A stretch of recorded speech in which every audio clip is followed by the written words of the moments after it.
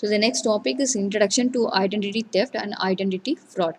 So the generic term identity theft has been neutralized to describe any use of the stolen personal information. However, such characterization fails to provide a comprehensive picture of the totality of possibilities surrounding that construct known as identity.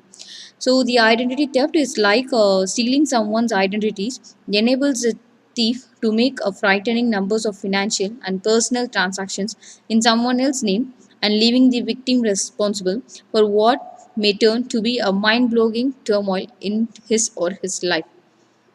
So the identity theft can be still be done by such low tech means, knowing someone else's basic identifying informations and initiating the personal transactions in that person's name.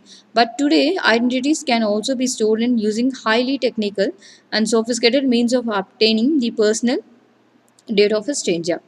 Let me tell you some of the ways the poster can get you and use your personal information and take over your identity. So they steal wallets and purses containing your identification credits and bank cards, and they can steal your mail, including your bank and credit card statements, pre-approved credit offers, telephone calling cards, and tax information.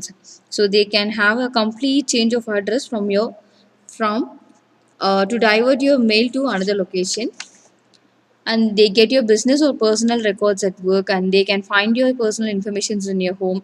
They can find your personal informations you share on the internet. Okay.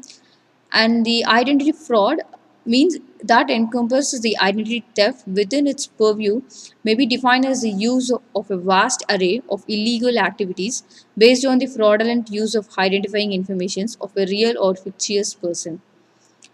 So the typologies of identity theft or fraud are the assumption of identity, theft for employment and or border entry, criminal record identity theft or fraud, virtual identity theft or fraud. And last one is credit identity theft or fraud. The first one is assumption of identity. So this is the rarest form of identity theft, fraud, and occurs when an individual simply assumes the identity of his or her victim, including all aspects of the victim lives. It must be noted that this type of activity is a typical, as it is significantly more difficult to accomplish. Even if a thief could identically duplicate the physical characteristics and appearance of his intended target, the likelihood of mastering personal histories, intimate relationships, and communications nuance is extremely remote. However, it is important to note that this type of identity frauds has occurred even in cases where the plausibility of such assumption borders on the ridiculous. And the next one is theft for employment and or border entry. This type of identity theft or fraud is increasingly common due to the growth of illegal immigration and alien smuggling. It involves the fraudulent use of stolen or fictitious personal information to obtain employment or to gain entry into the United States. The document most frequently intercepted by officials included alien registration cards, non immigrant visas, passports, and citizenship documents, and border crossing cards. So those documents were presented by aliens who were attempting to enter the United States in search of employment and or any other immigration benefits like naturalizations or permanent residence status. The next one is criminal record identity theft or fraud.